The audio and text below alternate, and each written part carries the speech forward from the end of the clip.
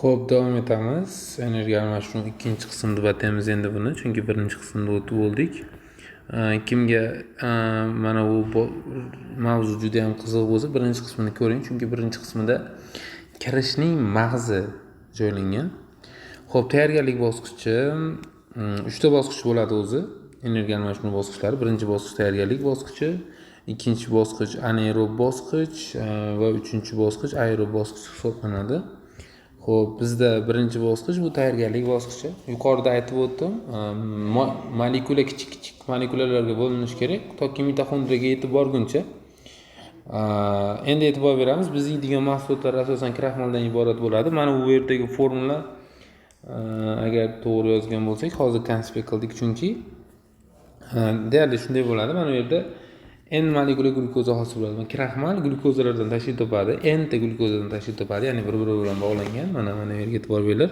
Xuddi shunaqa glyukoza molekulalaridan juda ham ko'p bo'ladi, ya'ni N ta bo'ladi. Ularning o'rtasida esa glyukozid bog' bo'ladi.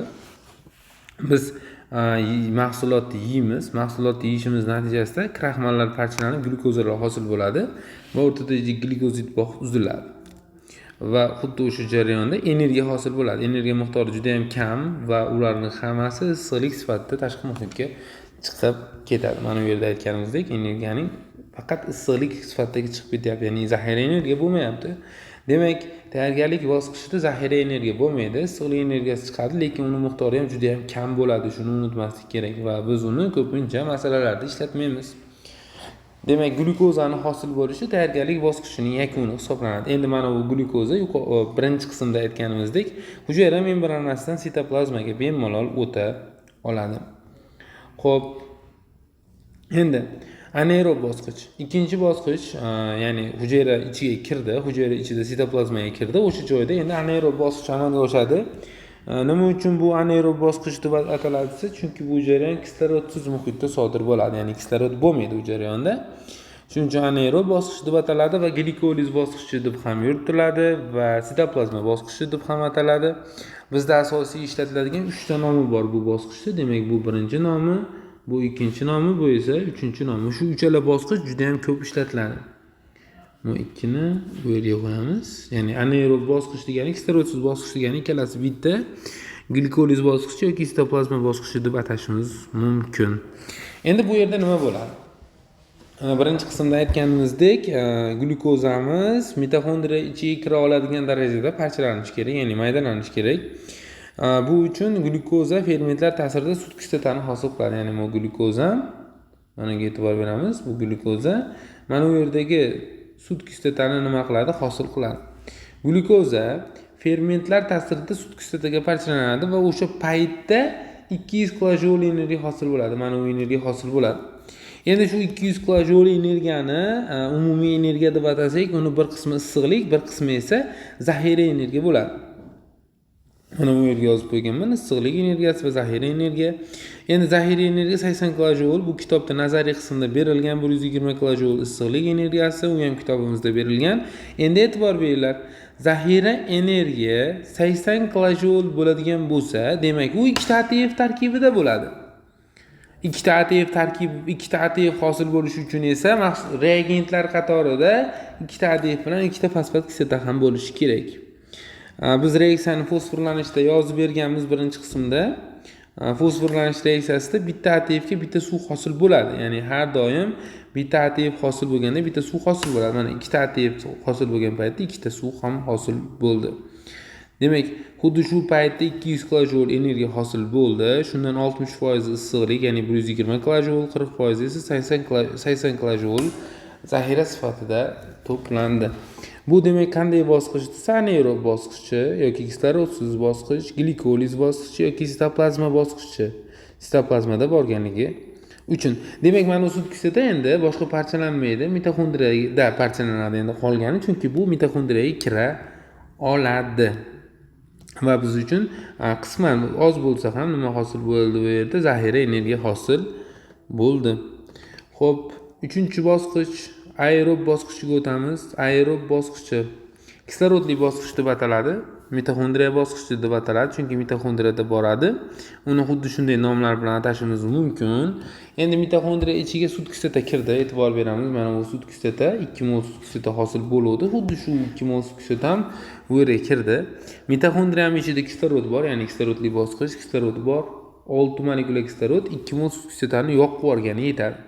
Natijada 6 molekula karbonat angidrid va 6 mol suv chiqadi. Glukozaning qisqa reaksiyasi bor, mana bu yerga yozib qo'yaman. C6H12O6 plus 6 molekula kislorod i 6 molekula karbonat angidrid i plus 6 molekula suv chiqadi. Mana bu glukozani yoqish natijasida bu qisqa reaksiya. Bu reaksiyani hozirgi kunda deyarli ishlatmay qo'yganmiz. Shuning uchun bu yerga yozmaganman. Bu qisqa reaksiya, e'tibor bersak, 6 molekula kislorod ishtirok etganda 6 mol karbonat angidrid bilan 6 mol suv chiqyapti. Lekin bizda suvlar soni nechta? 42 ta. Endi bu nima uchunligiga e'tibor beramiz. Menda mana shu sut kislotaning parchalanishidan 2600 kilojoule energiya hosil bo'ladi. Shu 2600 kilojoule energiyam 100% bo'lsa, 44.6%, ya'ni 1160 kilojoule issiqlik energiyasi, 55.4% esa zaxira energiya, ya'ni 1440 kilojoule zaxira energiya bo'lyapti. Endi e'tibor beramiz, zaxira energiya ham ATF tarkibida bo'ladi. ATF tarkibida bo'ladi. Bitta ATFimda 40 kilojoule bo'ladi. 1440 40 ga bo'lsam 36 ta ATFga joy bo'lishi ma'lum bo'ladi. Demak, 36 ta ATFim ichida 40 kilojouldan 1440 kilojoule zaxira energiyasi bor ekan. Shundan 1160 kilojoule esa issiqlik energiyasi. Jami energiyasi 2600 kilojoule. Bizda yana nima hosil bo'lyapti? 42 ta suv hosil bo'lyapti. Nechta hosil bo'lish kerak edi? 6 ta. Nima uchun 42 ta hosil bo'lyapti? Chunki bu 42 ta suvning 36 tasi ATF hosil bo'lish natijasida chiqqan. Mana bu yerga e'tibor beramiz. 42 mol suv chiqyapti ekan. Shu 42 mol suvdan fosforlanish va oksidlanish natijasida chiqayotganlarni ajratishimiz kerak ekan. Fosforlanish natijasida 36 mol chiqyapti ekan, oksidlanish natijasida esa 6 mol suv ajralmoqda ekan. Bu 3-bosqich reaksiyamiz hisoblanadi. 3-bosqich reaksiya. Endi oxirgi reaksiyalardan bittasi 4-bosqich, 4-reaksiya, to'liq parchalanish reaksiyasi. Demak, to'liq parchalanish reaksiyasi, to'liq parchalanish bu nima? To'liq parchalanishga e'tibor beramiz. Mana bu yerda izoh berganman. Anaerob bilan aerobdan tashkil topadi. Ya'ni to'liq nima desa bo'ladi? Hozir ikkita bosqichga bo'ldik-da. Hozir sitoplazma bosqichi bo'ldi, keyin mitoxondriya bosqichi bo'ldi. Aytish mumkin-da, uni birdaniga amalga oshirsa bo'lmaydimi shu ikkala bosqichda? Shu ikkala bosqichni birdaniga amalga oshirsa bo'ladi va biz bu birdaniga amalga oshirishni to'liq parchalanish reaksiyasi deb ataymiz. Mana o'sha. Ya'ni biz ikkalasini bitta qilganimiz to'liq parchalanish reaksiyasi deb atalar ekan. Endi xuddi shu bosqich ikkita bosqichni o'z ichiga olyapti. Ya'ni ikkita shu reaksiyam anaerob bilan aerobni o'z ichiga olyapti. Anaerobim, ya'ni sitoplazma, mana reaksiyasini shu mavzu davomida yozdik. Mana bu aerobim esa bu reaksiya edi. Endi to'lig'im ham ikkalasidan tashkil topadi. Bundan ham tashkil topadi. Demak, ikkalasini yig'ib chiqishim kerak ekan. A va B reaksiya qatorlarini endi bitta reaksiya qatoriga bo'lamiz. Umumiysini olamiz. Ya'ni bu yerda glukoza borda e'tibor beramiz. Mana o'sha glukoza ham 6 mol kislorod ishtirokida yonyapti mitoxondriyada. Mana u sut kislotani nimaga yozyapti? Sut kislota oraliq holatda yo'g'ib ketyapti. Ya'ni hosil bo'lyapti, keyin yo'g'ib ketyapti. Shuni yozmadik. Keyin bu yerda ikkita ADF, bu yerda 36 ta ADF, ya'ni 38 ta ADF ishtirok etyapti, 38 ta fosfat kislota va mahsulotlar 6 molekula karbonat angidrid, mana u 44 ta suv. Mana yerdagi 42 ta suv, bu yerdagi 2 ta suv, jami 44 ta suv. 38 ta ATF. Mana yerda 2 ta ATF bor, mana yerda 36 ta ATF bor, jami 38 ta ATF. 1280 kilojoule issiqlik energiyasi, ya'ni bu yerda 120, bu yerda 1160 qo'shsam 1280. Xo'p, jami energiya qancha? To'liq parchalanishda jami energiya 2800. Ya'ni bundagi 200, bundagi 2600. Ikkalasini qo'shsam 2800 kilojoule chiqyapti o'sha energiya. 1280 issiqlik bo'lsa, qolgan 1520 si mana bu 38 ta ATF ichida yig'ilgan. Demak, biz mana e'tibor beringlar, pastda 44 ta suv hosil bo'lgan to'lig'imda. Shuni oksidlanish va fosforlanishga bo'lishim kerak bo'lsa, 6 molni ya'ni oksidlanishga olaman, ya'ni mitoxondriyada sut kislota parchalanishasida qolgan 38 ta suvimni esa fosforlanishga olishim kerak.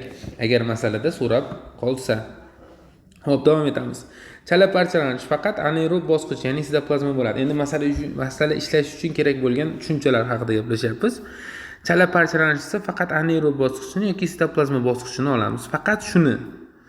Xo'p, endi to'liq parchalanish esa ham anaerobni qo'shib olamiz. Ikkalasini bitta qilib, ya'ni oxirida yozgan reaksiyamizni ishlatamiz. Misol uchun 10 mol glyukoza chala va to'liq parchalandi. Shu paytda anaerob bosqichda hosil bo'lgan ATFni topib ber desa yoki mitoxondriyada hosil bo'lgan ATFni topib ber desa nima qilamiz? Bunaqa xuddi shunga oid masalalarni ishlashni keyingi qismda ko'rib chiqamiz. Mana bu energiya almashinuvining birinchi qismi, ya'ni umumiy reaksiyalar bilan tanishib chiqdik. To'liq parchalanish, aerob bosqich, anaerob bosqich va tayyorgarlik bosqichlari bilan tanishib chiqdik. Xo'p, demak endi sizlar bilan keyingi videoda 3-qismni olamiz va u qismda oddiy 10 ta masala ko'ramiz. Demak, sizlar mendan 10 ta masalani Telegram kanalimga yuklab qo'yaman va o'sha masalalarni ishlashni o'rgataman. 10 ta masala, u bir xil 10 ta masala emas, u 10 xil tip masala bo'ladi. Men o'zim tuzib chiqayotgan kitobdan namuna shakllari. Demak, keyingi qismda ko'rishguncha